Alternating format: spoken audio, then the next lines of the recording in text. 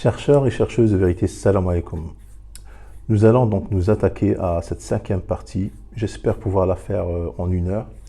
Je vais essayer, parce qu'il faut que je la télécharge dans l'ordinateur et puis peut-être que ça va passer. Peut-être que j'arriverai à la publier sur YouTube. Parce qu'avec mon portable, j'arrive pas à publier plus que 15 minutes. Bon, je vais essayer quand même. Alors, a'udhu billah minash shaitanir rajim, bismillahir rahmanir rahim. Bon, je dis ça juste après avant le verset, je ne le dis pas maintenant. Donc là, il faut comprendre une chose, très importante, très très importante. Quand tu punis quelqu'un, tu le punis sévèrement. Surtout quand tu le punis sévèrement. Tu lui dis clairement ce qu'il n'a pas le droit de faire. Par exemple, ton fils, tu lui dis, tu n'as pas le droit de fumer du shit. D'accord ? Tu n'as pas le droit, tu lui dis clairement. Si tu fumes du shit, voilà les conséquences, voilà ce que tu risques. Donc le jour que tu l'attrapes en train de fumer du shit, tu le punis, il ne pourra pas te dire « je ne savais pas ». D'accord ? Donc, comme on dit, un homme averti en vaut deux. Ça, c'est un proverbe français. Donc, Allah, dans le Coran, il ne va pas t'interdire quelque chose de manière ambiguë. Il ne va pas t'interdire quelque chose de manière ambiguë. Quand il veut t'interdire quelque chose, il te l'interdit ouvertement et franchement. Il ne va pas te jeter en enfer éternellement parce que tu n'as pas su deviner que ça c'était interdit. Parce que tu n'as pas su deviner. Allah, quand il te dit par exemple, je vous donne juste un exemple, dans Surat An-Nisa, on va aller juste au début. Vous sont interdites vos mères, filles, sœurs, tantes paternelles et tantes maternelles. Vous sont interdites. Toi, tu te dis non, c'est pas interdit. Et tu te maries avec ta tante, ou tu sors avec ta tante. Il y en a, tu sais qu'il y en a dans les sociétés françaises qui font l'amour avec leur tante. Hein. Oui, il y en a. Il y en a. Lui, parce que lui, il ne suit aucune religion, c'est un athée. Il te dit, ça, ma tante, c'est pas ma mère. Il y en a qui couchent avec leur tante. Oui, je sais, moi je le sais. Il y en a qui couchent avec leur tante. Et puis, maintenant, il le fait. Allah, il lui dit, vous sont interdites vos mères, filles, sœurs, tantes paternelles et tantes maternelles. Donc il le fait, eh ben, pour Allah, celui-là, c'est un kafir, il mérite l'enfer éternel. Parce que Allah, il l'a mis en garde que tu n'as pas le droit. C'est ça, la loi divine. La loi divine, il t'interdit des choses. Clairement, si tu les fais, eh ben, tu t'exposes à la punition. D'accord ? Nous allons expliquer maintenant, ou essayer de comprendre ensemble, les interdits que Allah nous a interdits, alors que c'est dans un seul endroit, attention, hein, tout ce qui est rapport avec le sexe, c'est dans un seul endroit, c'est dans Surat An-Nisa. Et c'est-à-dire que Allah, quand il veut te parler par exemple de Siyam, il va te parler dans Surat Al-Baqarah à un endroit. Quand il veut te parler par exemple de Talaq, le divorce, c'est dans un seul endroit. Il veut parler, c'est-à-dire que chaque sujet est dans un seul endroit, il te le détaille. D'accord ? Des fois, il te parle du sujet, quand il s'agit d'interdits, je parle des interdits d'un seul endroit. Dans d'autres sujets, il peut te parler dans un endroit et donner des détails beaucoup plus tard. Dans un autre endroit, plus de détails. Mais quand il s'agit d'interdits, c'est toujours dans un seul endroit. Alors là, on y va.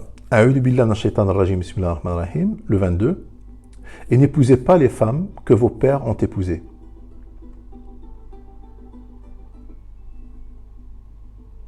Et n'épousez pas les femmes que vos pères ont épousées. Exception faite pour le passé. C'est une turpitude. Alors on va dans le fahisha. Le fahisha, c'est interdit dans l'islam. Le fahisha dans le Coran, c'est interdit. Fahisha, c'est turpitude, c'est tout ce qui est détestable, tout ce que l'homme contre la morale humaine. C'est-à-dire quelque chose que l'homme déteste, qui n'a pas envie. C'est quelque chose qui est dégueulasse, quelque chose qui est contre nature, contre morale, tout ce que vous voulez. C'est ça le fahisha. C'est une turpitude, une abomination et quelle mauvaise conduite. Donc épouser la femme de son père, c'est une turpitude et c'est haram. Donc voilà. Donc, le fawahish, vous allez voir, Allah il les a détaillés dans le Coran, certains, pas tous. Par exemple, l'homosexualité est une fahisha. Épouser la femme de son père, c'est une fahisha. La femme mariée est une fahisha. L'homosexualité est une fahisha. Le fawahish, pas forcément en rapport avec le sexe. Hein. Il y a d'autres formes de fawahish qui n'ont pas rapport avec le sexe. Donc on y va, le 23. Alors là, Allah il te dit clairement, hein, ils vous sont interdits. Hurrimat alaykum. Ça c'est clair, net et précis. vous sont interdites vos mères, filles, sœurs, tantes paternelles et tantes maternelles, filles d'un frère et filles d'une sœur, mères qui vous ont allaité, sœurs de lait, mères de vos femmes, belles-filles sous votre tutelle et issues des femmes avec qui vous avez consommé le mariage. Dakhaltum bihinna, ça ne veut pas dire consommer le mariage. Dakhaltum bihinna, c'est-à-dire que vous avez... Vous voyez? Là, ils ont traduit par consommer le mariage. Dakhaltum bihinna, ça veut dire celle que vous avez pénétrée. D'accord? وربائبكم التي في حجوركم من نسائكم التي دخلتم بهن. D'accord? C'est-à-dire que une femme avec que tu as pénétré, tu ne peux pas avoir sa fille. Pénétrer aussi sa fille. On parle de pénétration, on ne parle pas de mariage là. Dakhaltum, ça veut dire pénétrer. فإن لم تكونوا دخلتم بهن, ça veut dire que si vous ne les avez pas pénétrées, فلا جناح عليكم وحلائل أبنائكم التي من أصلابكم. Ceci n'est pas un péché de votre part, les femmes de vos filles, de vos fils nés de vos reins, de même que deux sœurs réunies, exception faite pour le passé. C'est vraiment Allah est pardonneur et miséricordieux. On va aller dans le verset 24. Et parmi les femmes, dames, mariées, c'est haram. C'est haram de coucher avec elles, une femme mariée. Sauf si elles sont vos esclaves. C'est comme ça qu'ils ont traduit, non. Ça, alors là, quand il dit Illa ma malakat aymanukum, ça veut dire sauf vos propres femmes. Mais le Kol Yamin, il peut avoir plusieurs sens dans le Coran. Et à chaque fois, il s'adapte avec la phrase. Sauf si c'est votre propre femme. Parce que s'il n'aurait pas rajouté Allah, Illa ma malakat aymanukum, ça veut dire que ta propre femme, à toi, elle t'est aussi interdite. Parce qu'il a interdit toutes les femmes mariées. Parce que ta propre femme, elle est mariée. Elle est mariée avec qui? Avec toi.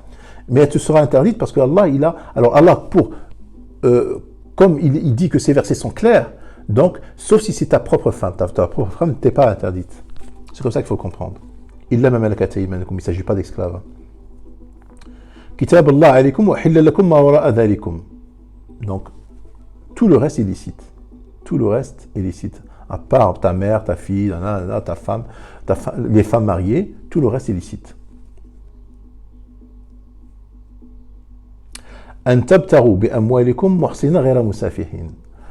Alors, là, il faut faire attention. Prescription d'Allah sur vous, à part cela, il vous est permis de les chercher en vous servant de vos biens en concluant mariage. C'est pas ça. C'est-à-dire en donnant cadeau. En donnant cadeau et en étant fidèle. Sans débauche, c'est-à-dire sans multiplier les rencontres, les concubines et ainsi de suite. C'est-à-dire en étant fidèle. Le cadeau, c'est une question, vous savez, la nature, quand un homme rencontre une femme, faites-vous le test, quand tu rencontres une fille, tu l'invites au restaurant, si tu vas avec elle au restaurant, si tu payes pas, tu t'attends qu'elle paye, tu la reverras plus. Les filles, elles détestent les mecs radins. Une qualité d'un mec doit être généreux, ça c'est depuis la nuit des temps. Les hommes préhistoriques, un homme qui n'est pas capable d'aller chasser du gibier, aucune femme avait envie de sortir avec lui. Seuls les hommes qui étaient capables de chasser, qui étaient capables d'offrir, c'est seuls les hommes-là qui étaient séduisants qu'on avait envie. Donc Allah, ce qu'il dit dans ce verset-là, c'est que tu dois lui offrir cadeau. C'est-à-dire que tu dois être conforme à la nature. Tu comprends ce que je veux dire? Conforme à la nature. Il ne s'agit pas de mar, ce qu'ils appellent eux le mar. C'est-à-dire, parce qu'il y a des femmes, beaucoup de femmes musulmanes de la communauté sunnite, qui sont sorties complètement de l'islam. Elles ont rejeté l'islam, elles ont rejeté le Coran, elles disent que le Coran, ça ne peut pas être la parole divine, puisque ce Dieu, il dit qu'il faut ujurahun. Ujurahun, ça veut dire quoi? Ça veut dire leur salaire. C'est-à-dire qu'une femme doit avoir un salaire. C'est-à-dire que quand l'homme vient se marier avec elle, lui donne un salaire, et elle dit, moi je ne suis pas à vendre, je suis un être humain, j'ai des sentiments, moi quand j'ai envie d'être avec un homme, c'est parce que je l'aime, je ne suis pas à vendre, je ne suis pas un objet. Donc il y en a beaucoup qui ont rejeté le Coran, qui ont rejeté l'islam, parce que justement le Coran a été déformé et mal compris. Ujurahun, ça ne veut pas dire leur salaire, ça veut dire leur cadeau. Des cadeaux que tu dois donner à une femme quand tu sors avec elle, quand tu la fréquentes. Et il te dit aussi d'être fidèle. ولا جناح عليكم فيما تراضيتم به من بعد الفريضة إن الله كان عليما حكيما. On va aller dans le 25. Et quiconque parmi vous n'a pas les moyens pour épouser, alors là, al-muhsanat al-mu'minat, c'est-à-dire une femme chaste, croyante, c'est-à-dire de ta confession, d'accord, musulmane de ta confession, celle qui suit le Coran. فَمِنْ مَا مَلَكَتْ أَيْمَانُكُمْ مِنْ فَتَيَاتِكُمُ الْمُؤْمِنَاتِ, c'est-à-dire, eh bien, alors là, il parle de mariage, hein, il parle de mariage. Vous allez voir après que, c'est-à-dire qu'il faut comprendre que le mariage, c'est quoi? Le mariage, c'est pas Dieu qui l'a inventé. Le mariage, ce n'est pas Dieu qui l'a inventé. Une relation homme-femme, Dieu a créé le mawadda wa rahma, c'est-à-dire que l'amour entre un homme et une femme, et un homme et une femme se sont liés par l'acte de mariage, et Dieu, il est venu après, avec ses lois à lui, de donner les règles du mariage et les règles du divorce et de juger. Allah, c'est le juge suprême. Donc, il a donné les règles pour donner à chacun ses droits. C'est-à-dire que le mariage existait bien avant que Dieu arrive avec sa loi. C'est après que Dieu est arrivé avec sa loi qu'il a donné à chacun son... Regardez, Moïse, quand il est sorti avec la fille, donc il a épousé cette fille. Mais ce n'était pas avec la loi divine.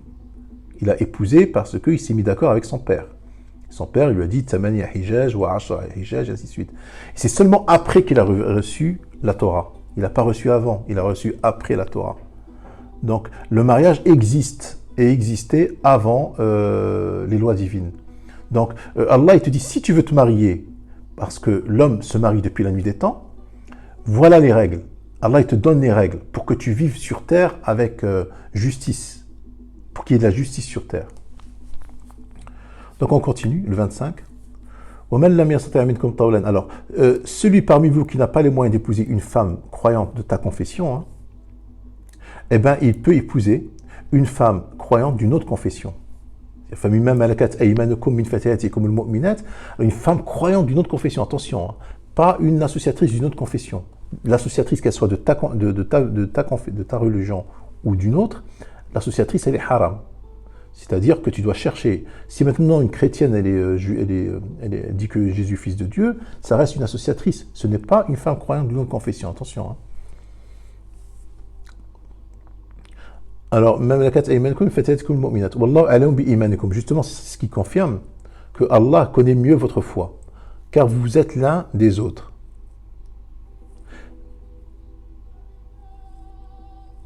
Ba'dukum min ba'd, vous voyez. C'est-à-dire celle qui est d'une autre confession, il faut l'épouser avec la permission de sa famille. On en revient, donc ujurahun, ça ne veut pas dire leur salaire, ujurahun, ça veut dire leur cadeau. Bil ma'rouf. Muhsanat bil ma'rouf, c'est-à-dire c'est connu. Une femme, moi je ne connais pas un père qui est capable de donner sa fille à un clochard. D'accord. S'il donne sa fille, c'est le mec qui doit être capable de subvenir à ses besoins. Bil ma'rouf. Muhsanat ghayr musafihat, c'est-à-dire elle aussi, elle doit être fidèle et sans vouloir multiplier les rencontres, sans vouloir multiplier les relations.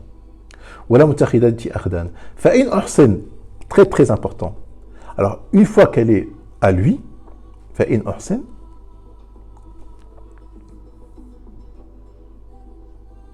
si une fois engagée dans le mariage, c'est comme ça qu'ils ont traduit, fa in uhsin, c'est-à-dire une fois qu'elle est à lui, ou engagé dans le mariage, c'est-à-dire, alors là, vous voyez, le fahisha, c'est quoi?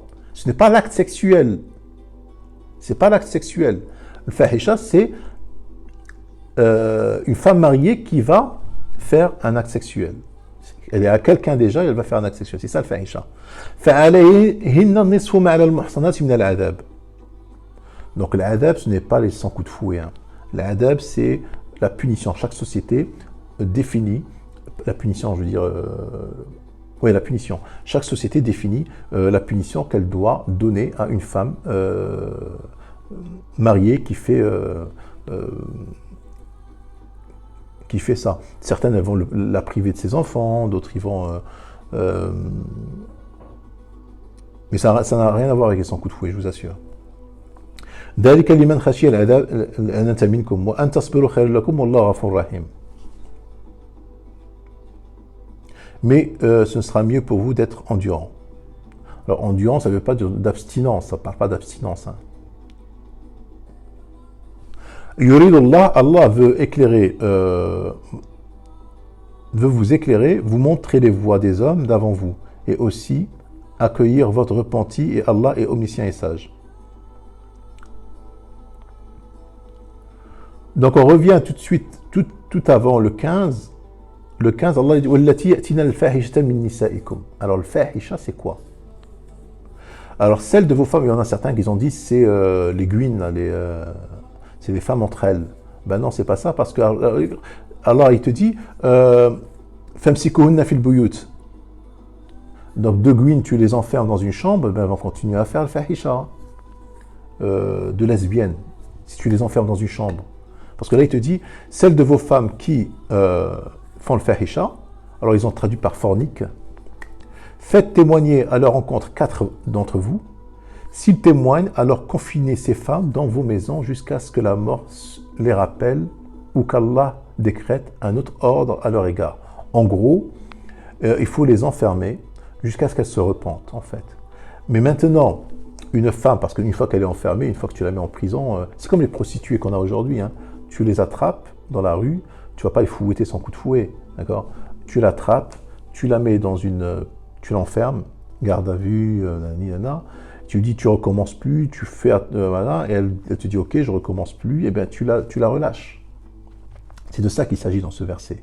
Il ne s'agit pas de guine ou de lesbienne, d'accord? Parce que tu ne peux pas enfermer deux lesbiennes dans une chambre, dans une prison, elles vont continuer à faire le fahisha. Donc le fahisha ici, c'est la prostitution, les femmes qui se prostituent, qui le font contre salaire. وَاللَّذَانِ يَأْتِيَانِهَا مِنْكُمْ فَآذُوهُمَا. Alors, وَاللَّذَانِ يَأْتِيَانَ مِنْكُمْ, là il s'agit d'hommes, c'est-à-dire d'homosexuels. وَاللَّذَانِ, ça veut dire qu'il s'agit de 2 hommes. Donc, فَآذُوهُمَا. Comment peux-tu fouetter un homme et une femme qui font l'amour sans coup de fouet dans Surat An-Nur, alors que là, il y a 2 PD qui le font, et encore, il faut vraiment être sûr, il faut avoir 4 témoins. Et il te dit فَآذُوهُمَا, c'est-à-dire empêchez-les de le faire. C'est-à-dire ne les encouragez pas. فَإِنْ تَابَ وَأَصْلَحَ, donc on leur laisse toujours la porte ouverte pour qu'ils se repentent. فَأَعْرِضُوا عَنْهُمَا, c'est-à-dire laissez-les tranquilles. إِنَّ اللَّهَ كَانَ تَوَّابًا رَحِيمًا. Donc, nous allons aller dans Surat Youssef.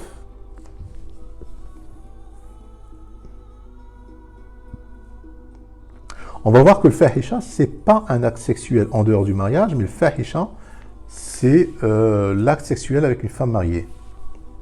Youssef a été élevé par une femme et un homme qui l'ont élevé depuis qu'il est tout petit. Le problème, c'est que l'homme, il est parti et la femme, elle a voulu coucher avec lui. Donc, elle s'est préparée, elle lui a dit « Hey, talak ». Et il a refusé. Maintenant, on va voir pourquoi il a refusé.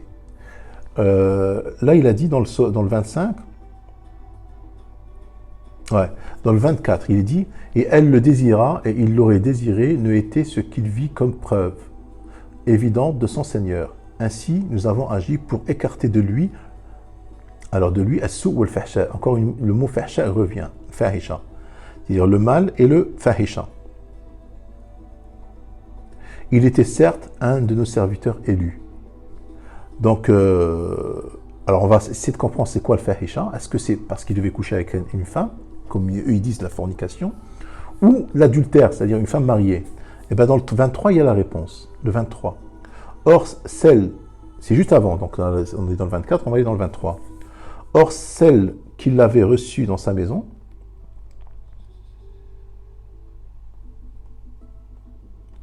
Or celle qu'il avait reçue dans sa maison essaya de le séduire. Et elle ferma bien les portes et dit « Viens, je suis prête pour toi. » Il dit « Qu'Allah me protège. » Regarde la réponse de Youssef. « C'est mon maître qui m'a accordé un bon asile. » Donc Allah t'explique pourquoi il a refusé. parce que c'est une femme mariée. Elle appartient à son maître. Elle n'est pas une femme seule, c'est une femme à quelqu'un. Vraiment, les injustes ne réussiront pas. Donc, بالعربية ربي أحسن مثواي. Cette phrase explique ce que veut dire le fahisha. Quand Allah il a dit لنصرف عنه السوء والفحشاء, c'est-à-dire que Rabbi ahsana mathway, c'est-à-dire que mon maître a été bien bon avec moi, je ne peux pas faire ça, je ne peux pas le trahir, je peux pas. Ce n'est pas l'acte sexuel avec cette femme qui est mauvais, c'est l'acte sexuel en trahissant son maître, et justement parce que c'est une femme mariée. Donc là, dans Surat Nisa, c'était pareil. Dans Surat Nisa, on y revient. Dans Surat Nisa, à un moment quand Allah il dit فإذا أحصنا فإن آتينا بفاحشة فعلينا نصف ما على المحصنات فإن أحصن, c'est-à-dire une fois qu'elle est à quelqu'un, et si elle fait une fahisha, c'est-à-dire une turpitude, donc la turpitude c'est toujours quand une femme elle est mariée, c'est pas quand elle est célibataire. Vous trouverez nulle part dans le Coran où, bon après il y a la prostituée, c'est vrai une prostituée elle est célibataire. Alors le fahisha c'est soit elle doit être prostituée, c'est-à-dire qu'elle multiplie les relations avec des hommes, une femme, parce qu'une femme, elle ne doit pas le faire. Soit qu'elle est prostituée, ou soit elle appartient à un homme. Vous voyez, il y a des extrêmes. L'extrême là, que c'est le fahisha, et l'extrême là, c'est le fahisha. Mais entre une femme qui tombe amoureuse d'un mec, qui est fidèle, et qui veut construire quelque chose, moi je ne vois pas pourquoi ça serait une fahisha. Donc on continue. Youssef. Ouais, maintenant, on a fini avec Youssef. On va aller maintenant dans Surat An-Nur, qui nous intéresse. Alors, dans Surat An-Nur, vous allez voir que dans toute la sourate, et je vous invite vraiment, quand vous avez fini cette vidéo, de lire toute la sourate calmement, du début jusqu'à la fin. Ça ne parle pas de sexe, ça parle que de calomnie, de la façon qu'il faut se dévêtir, à quel moment de la journée, comment il faut se couvrir sa partie génitale,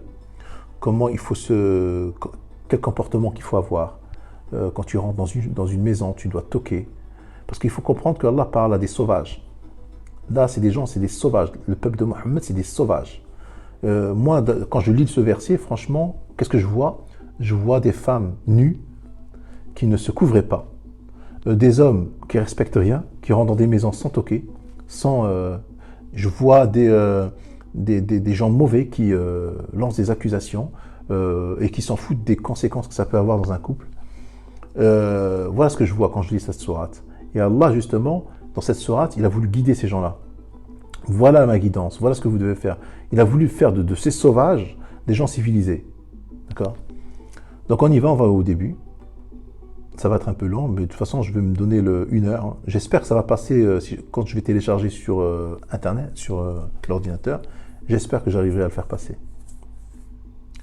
Alors, A'udhu billahi minash shaitanir rajim, bismillahir rahmanir rahim. Voici une sourate que nous avons fait descendre et que nous avons imposée. Et nous y avons fait descendre des versets explicites, des versets clairs, afin que vous vous souveniez. Alors là, ils ont dit la fornicatrice et le fornicateur. Donc non, c'est pas ça. Moi je dirais, là, vous allez voir par la suite, ça va coller avec le reste. La calomniatrice et le calomniateur, fouettez-les chacun de son coup de fouet. Et ne soyez point pris de pitié pour eux dans l'exécution de la loi d'Allah. Si vous croyez en Allah et au jour dernier, et qu'un groupe de croyants assiste à leur punition. Donc, vous voyez, c'est très sévère. C'est-à-dire que c'est contre... Moi, j'arrive pas à comprendre comment on peut trouver la similitude avec l'amour et le sexe. Je ne comprends pas. Ça, c'est quelque chose qui est très grave. C'est quelque chose qu'on fait qui est très grave. Et après, il va t'expliquer Allah en détail ce que c'est.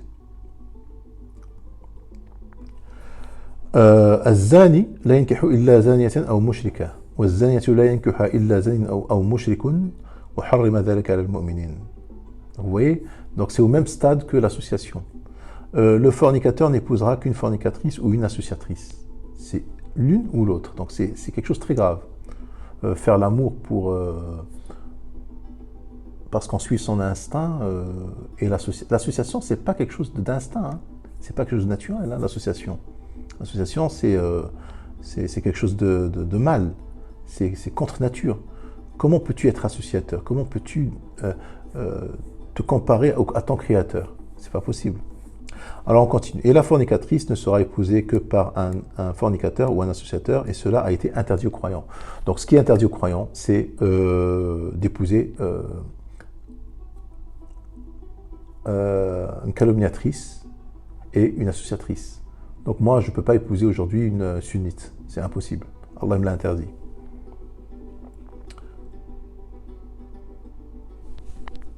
Donc là, quand on dit une calomniatrice et un calomniateur, après il te parle de 4 témoins. Donc c'est des gens qui vont témoigner que celui-là c'est un calomniateur. Là on peut témoigner parce qu'il a répété plusieurs fois, donc il y a eu 4 gens qui l'ont entendu. Et ceux qui lancent des accusations contre des femmes chastes sans produire par la suite, alors ce sont ceux, moi je dirais ce sont ceux qui lancent des accusations contre des femmes chastes sans produire par la suite 4 témoins. Fouettez-les de 80 coups de fouet et n'acceptez plus jamais leur témoignage, et cela sans les pervers. Donc le premier, c'est les 100 coups de fouet sont destinés à celui qui accuse, et le deuxième, c'est celui qui ne peut pas produire 4 témoins. Vous voyez, c'est très sévère, hein, c'est très sévère. À l'exception de ceux qui après cela se repentent et se réforment, car Allah est pardonneur et miséricordieux. Et quant à ceux qui lancent des accusations contre leurs propres épouses, donc là il y a une autre règle, là tu n'as pas besoin de témoins, donc je ne vais pas lire toute la sourate, parce qu'elle est très longue. Voilà, je ne vais pas lire tout. Là où je vais reprendre,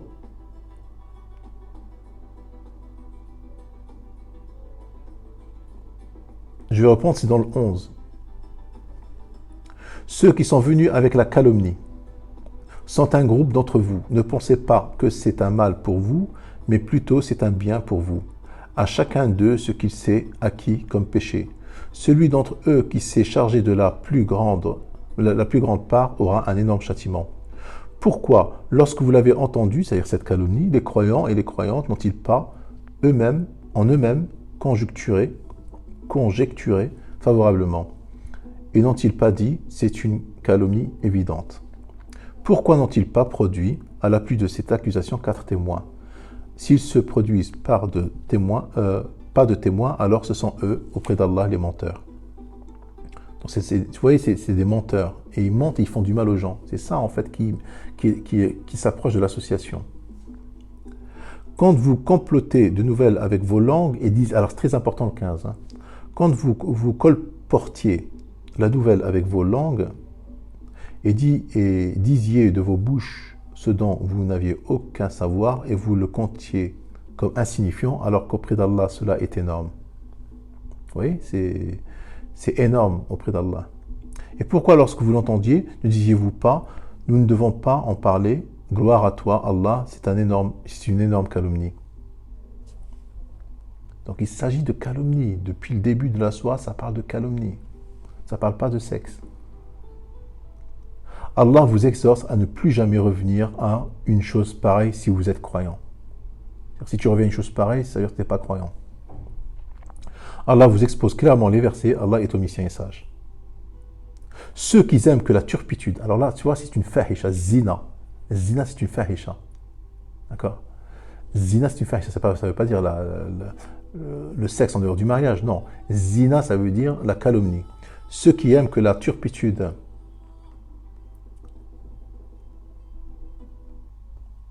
ceux qui aiment que la turpitude se propage parmi les croyants auront un châtiment douloureux. Un châtiment douloureux. Inna alladhina yuhibbuna an tashia al-fahisha. Al-fahisha, ça ne veut pas dire que les gens baisent entre eux. Hein. Al-fahisha, ça veut dire que les gens, parce que c'est en faisant l'amour entre eux que les gens se multiplient et que l'humanité se perpétue. D'accord? C'est normal, c'est Allah qui nous a créés comme ça. Non, le fahisha, c'est la calomnie, c'est-à-dire des accusations de gens chastes, des gens qui sont mariés ou...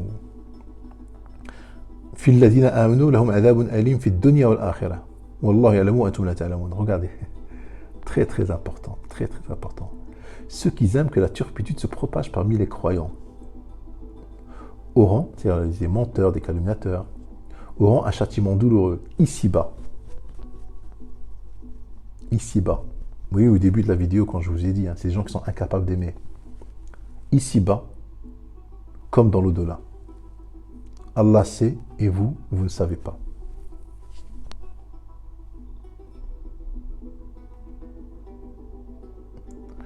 Et ne était la grâce d'Allah sur vous et sa miséricorde, et ne était qu'Allah est compatissant et miséricordieux. Et là, il te dit dans le 21, ô vous qui avez cru, ne suivez pas le pas du diable. Quiconque suit le pas du diable, celui-ci ordonne la turpitude et le blâmable. Ya'muru bil fahsha'i wal munkar. Et ne était la grâce d'Allah envers vous et sa miséricorde, nul d'entre vous n'aurait jamais été pur. Mais Allah purifie qui il veut, et Allah est audient et omniscient. Regardez qu'est-ce qui se passe après.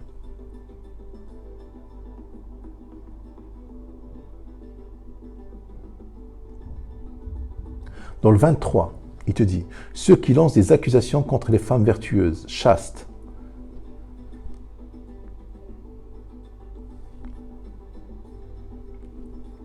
alors, ceux qui lancent des accusations contre les femmes vertueuses, chastes, loéno, et sont maudits ici-bas comme dans l'au-delà. Et ils auront un énorme châtiment. Le Coran est expliqué par lui-même. Allah, il les a maudits, ceux qui lancent des accusations. Il n'a pas maudit ceux qui font l'amour. Il a maudit ceux qui lancent des accusations. Le jour où leur langue, leurs mains et leurs pieds témoigneront contre eux de ce qu'ils faisaient.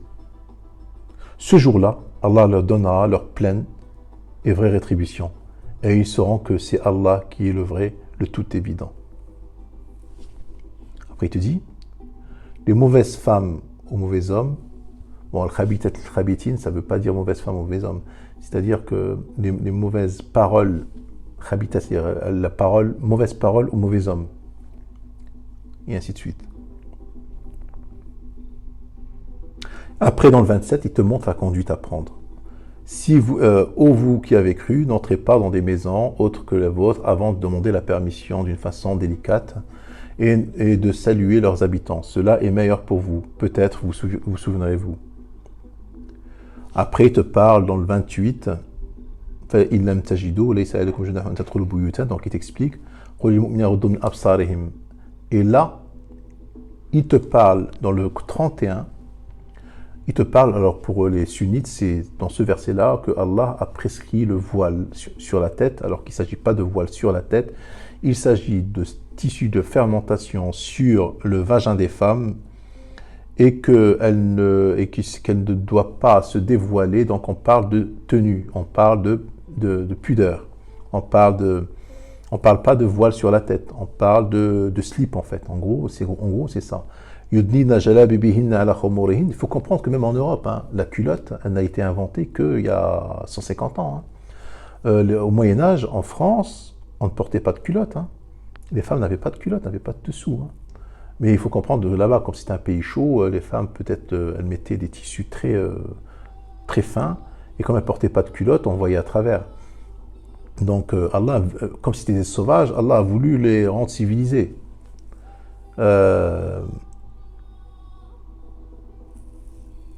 Voilà. Donc, après, il te dit qu'elles ne séparent pas avec leurs pieds, et ainsi de suite.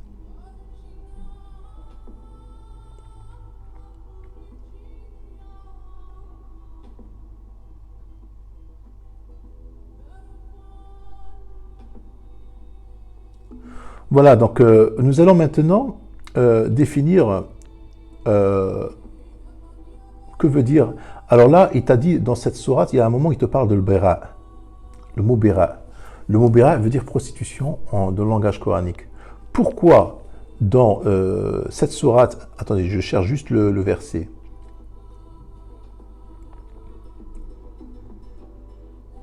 Je cherche juste le verset où Allah dit ولا تكرهن عن البغاء. Je suis en train de le chercher. Hein. C'est bien ici. Hein.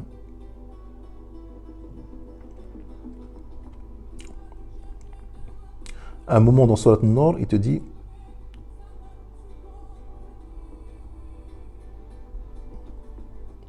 là, il y a quelque chose qui m'échappe là.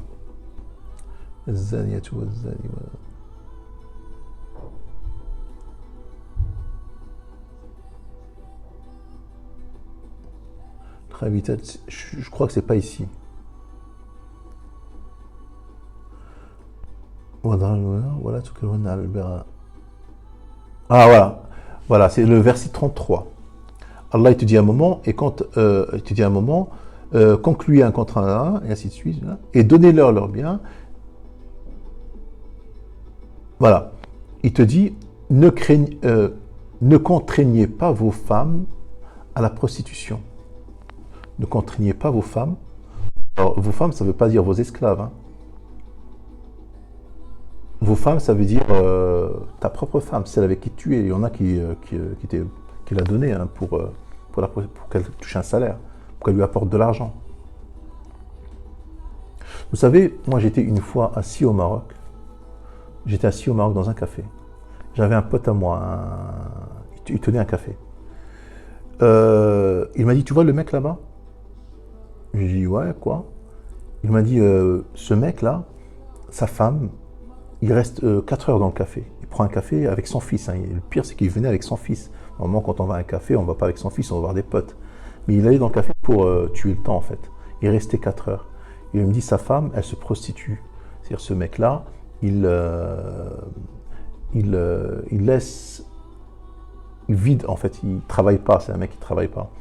Il quitte son chez lui. Hein. Il laisse la maison libre pour que sa femme puisse faire son affaire. Je dis, non, t'es sûr de ce que tu dis? Il m'a dit, je suis sûr et certain. Je suis sûr et certain parce que tout le monde le sait en plus. Le mec, il prostitue sa femme. Le mec, il prostitue sa femme. Ça existe. Donc là, dans ce verset-là, « Wala tukallifu fatayatikum », ça ne veut pas dire vos esclaves. « Wala tukallifu fatayatikum ala al-bira ». Ne forcez pas vos femmes, c'est-à-dire fatayatikum, c'est-à-dire vos filles, femmes, même sa fille. Il y en a qui prostituent sa fille. Hein. Moi, je connais des gens qui disent à sa fille, elle se prostitue, elle achète des choses. Le père et la mère sont entièrement conscients que cet argent, elle ne travaille pas pour l'avoir, qu'elle ne peut pas avoir autant d'argent. L'essentiel, c'est qu'elle leur achète ce qu'ils veulent. Et puis ils savent que leur fille, c'est une prostituée. Alors là, il y en a qui forcent même leur fille à la prostitution. Ça veut dire ça. Alors maintenant, quel est le rapport avec Zani ou Zania? Si c'était le Bira, prostitution, pourquoi il n'a pas dit tout en haut, Allah, Al-Bari ou Al-Bariya? Pourquoi Zina ne veut pas dire Bira? Bira, ça veut bien dire ce que ça veut dire. Donc Zina, c'est autre chose. On va par exemple dans Surat Maryam. Surat Maryam, qu'est-ce qu'elle a dit? Elle dit, comment aurais-je un fils quand aucun homme ne m'a touché et que je ne suis pas prostituée? Walam aku bariya. Pourquoi elle a dit Walam aku zaniya? Pourquoi Maryam n'a pas dit Walam aku zaniya? Elle a dit Walam aku bariya. Donc le bira veut dire prostitution. Donc si zina voulait dire acte sexuel en dehors du mariage ou ce que vous voulez, ben là ça aurait été Walam aku zaniya. Donc elle a dit Walam aku bariya. Donc Maryam, Marie, elle a dit Walam aku bariya. Je crois que j'ai fait le tour. J'espère que cette vidéo, elle va passer. Je vais la télécharger et on verra bien. Salam alaikum.